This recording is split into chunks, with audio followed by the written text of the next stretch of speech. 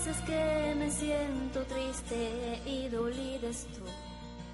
He pecado nuevamente y en lo mismo otra vez. Mil bendiciones, amados hermanos. Continuamos con la enseñanza de la primera carta del apóstol Juan. Comenzaremos el día de hoy analizando los primeros 4 versículos. Es lo que corresponde, porque a partir del versículo 5 empieza a tocar un tema diferente. Del verso 1 al verso 4 tocará un tema muy interesante sobre lo que viene siendo la deidad de Dios, su preexistencia y su encarnación. Mire, 3 temas muy interesantes que irá tocando en los primeros 4 versículos, haciendo una defensa fuerte ante una herejía que los gnósticos en ese tiempo estaban levantando. Recuerde que en la introducción hablamos sobre que esta carta está dirigida muy especialmente a la defensa de aquellos herejes, los gnósticos, que empezaban a hablar cosas extrañas de la doctrina que el Señor había dejado. Leemos del verso 1 al verso 4 y empecemos a estudiar.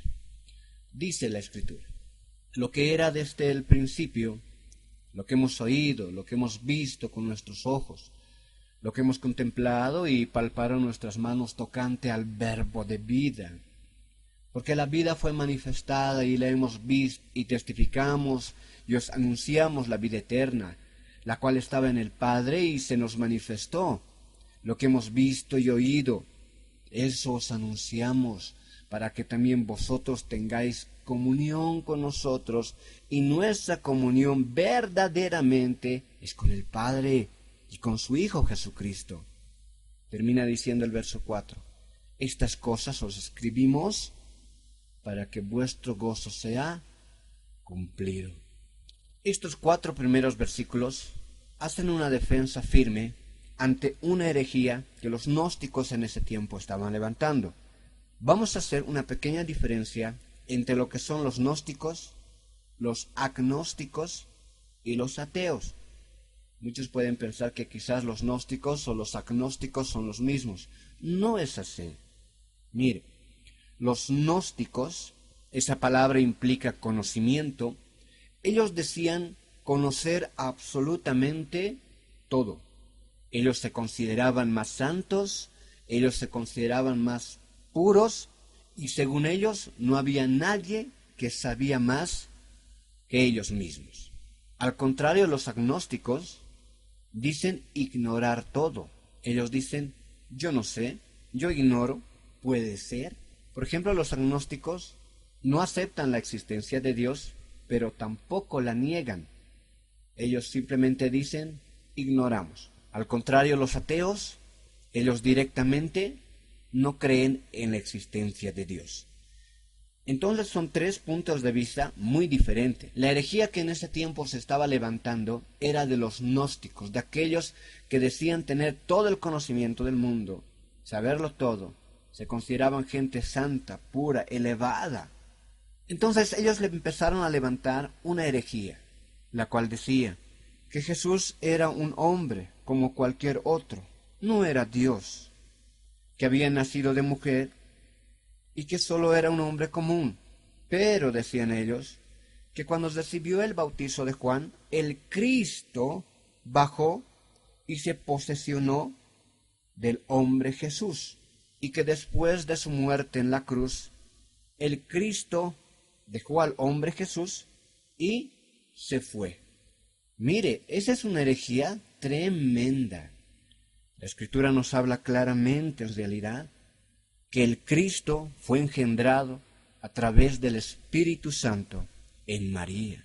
La Escritura nos menciona, aún en el libro de Colosenses, que la plenitud de la deidad moraba en él, que él era Dios en un hombre, que él era Dios y que se encarnó para morir por nuestros pecados. Recordemos que Cristo es la tipología del segundo Adán. El primer Adán pecó, vino la muerte. El segundo Adán, Cristo santo y puro, no pecó, por lo cual podía ir a la cruz y morir por nuestros pecados. Entonces, ante esta herejía, Juan comienza diciendo: Primera de Juan 1:1. Lo que era desde el principio. Aquí habla de su deidad, que Cristo existía antes de la creación de absolutamente todo. Lo que existía, lo que era desde el principio. Hace una alusión directa al Génesis 1:1, donde escrito está: en el principio creó Dios los cielos y la tierra. En la semántica original, el versículo debería leerse de la siguiente manera: Dios, porque no hay nada absolutamente delante de Dios. Él es el principio de todo. Dios en el principio creó, una afirmación, los cielos y la tierra. Y la palabra Dios ahí es en el hebreo Elohim, que implica una pluralidad. Ahí hablamos ya desde el primer versículo de lo que viene siendo la Trinidad de Dios, el Padre, el Hijo y el Espíritu Santo, Elohim, haciendo una referencia directa a la preexistencia de Dios antes de todas las cosas materiales, de todas las cosas creadas. La misma alusión también hace el apóstol Juan en el Evangelio que escribió en el capítulo 1, verso 1 y 2, donde dice: en el principio era el Verbo, y el Verbo era con Dios, y el Verbo era Dios. Este era en el principio con Dios, aludiendo por completo a la preexistencia de Dios antes de todas las cosas creadas. Un Dios no puede ser creado. Muchas veces podemos escuchar aún en este tiempo herejías terribles. Alguien por ahí dice que somos como dioses. Esa es una gran mentira. Usted, yo, nunca seremos dioses. ¿Por qué? Porque nosotros fuimos creados. Un Dios no es creado. Un Dios preexiste. Por eso se habla de la preexistencia de Dios, lo que era desde el principio. Dios en el principio. En el principio era el Verbo, y el Verbo era con Dios, y el Verbo era Dios. Este era en el principio con Dios. La preexistencia de Dios. Dios ya existía antes de todas las cosas creadas. Entonces, Juan empieza haciendo esta defensa. Lo que era en el principio. Dios ya existía.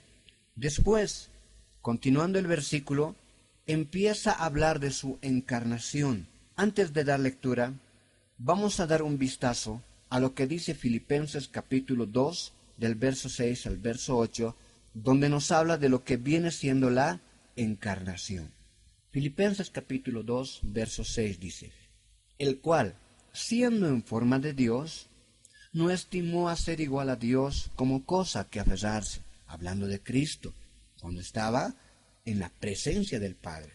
Verso 7, sino que se despojó a sí mismo, tomando forma de siervo, hecho semejante a los hombres. Aquí está hablando de la encarnación. Dios tomando forma de siervo, tomando forma de un hombre. El verso 8 dice: y estando en la condición de hombre, se humilló a sí mismo, haciéndose obediente hasta la muerte, y muerte de cruz. Es esto lo que está defendiendo Juan en los primeros 4 versículos.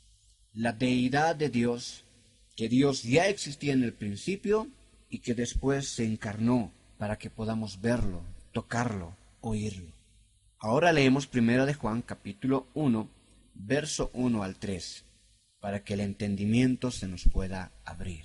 Dice de la siguiente manera: lo que era desde el principio, la preexistencia de Dios. Dios existía antes de todas las cosas creadas. Lo que hemos oído, ya hablando de su encarnación, porque Juan era apóstol de nuestro Señor.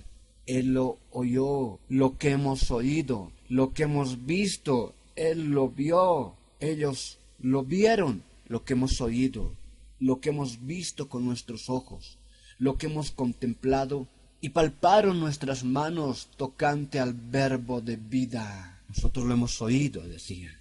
Nosotros lo hemos visto, nosotros lo hemos tocado al Cristo. Haciendo referencia tanto en los 3 años de ministerio como después de la resurrección. cuando aún lo vieron, lo oyeron y lo tocaron. El verso 2 y 3 dice: porque la vida fue manifestada y la hemos visto y testificamos, somos testigos de lo que estamos hablando. No estamos hablando cualquier cosa, como lo hacían los gnósticos, que creían conocerlo todo. Juan dice aquí: nosotros lo hemos visto, lo hemos oído, lo hemos tocado. Sabemos de qué les estamos hablando. Él era Dios encarnado. Recuerde como nuestro Señor preguntaba a los apóstoles: ¿y quién dice la gente que soy yo? Y los apóstoles respondían y decían: no, algunos dicen que eres Juan el Bautista, que has resucitado.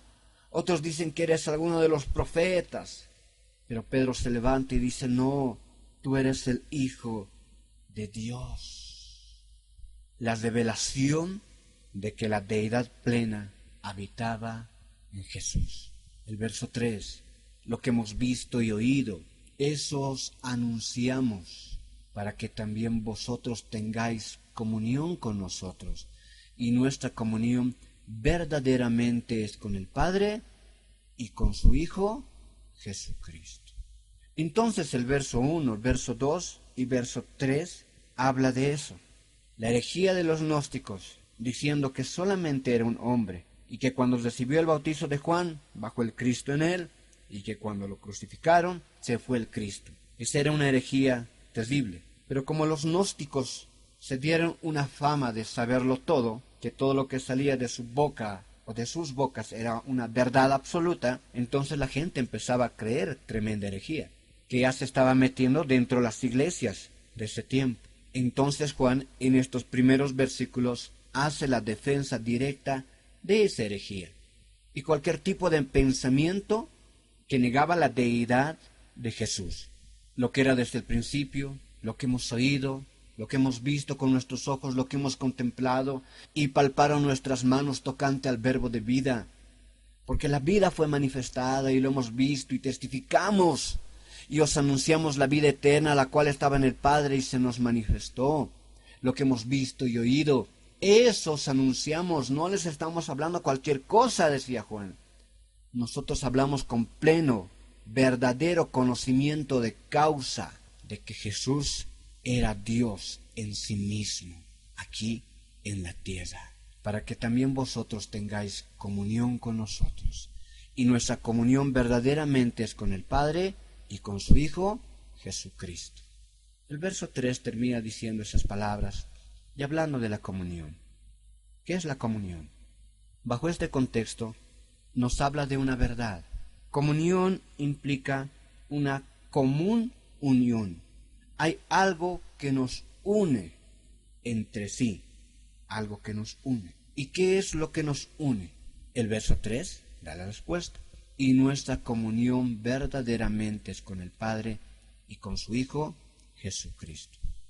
Nosotros, usted y yo, aunque nos encontramos muy lejos, en diferentes departamentos, diferentes ciudades, diferentes países, de un extremo del mundo al otro extremo del mundo, nos llamamos hermanos. ¿Por qué? ¿Qué es lo que hace que esa hermandad exista? Una cosa: nuestra común unión, nuestra comunión, algo que tenemos en común. ¿Y qué tenemos en común? Usted y yo, nuestro amor, nuestra fe, nuestra creencia en el Salvador. Eso nos une a usted y a mí. Aunque me esté escuchando muy lejos, nosotros tenemos una comunión. Nos une esa fe que tenemos para con nuestro Creador. Y es algo que nadie nos puede quitar. Es algo que nos diferencia de cualquier otra persona de este mundo que no tenga a Cristo en su corazón. Y nuestra comunión verdaderamente es con el Padre y con su Hijo Jesucristo. Hablando esta tremenda verdad, termina diciendo el verso 4. Estas cosas os escribimos, ¿para qué? Para que vuestro gozo sea cumplido. Muchos ya se estaban atemorizando y sentían tristeza escuchando a los gnósticos, hablando que solamente era un hombre y nada más. Pero Juan, con esa paz, a través del Espíritu Santo de Dios, poniéndoles convicción con sus palabras de la deidad de Jesús, de la deidad de Jesucristo. Y asimismo en nosotros pone ese gozo y esa paz de saber que nosotros adoramos a un Dios vivo, no a un Dios muerto, porque la tumba de nuestro Señor Jesucristo está vacía, de tal modo que nuestro gozo se ha cumplido, es completo, al adorar a un Dios vivo. Que Dios le bendiga. Mañana continuamos con el estudio de la primera carta del apóstol Juan.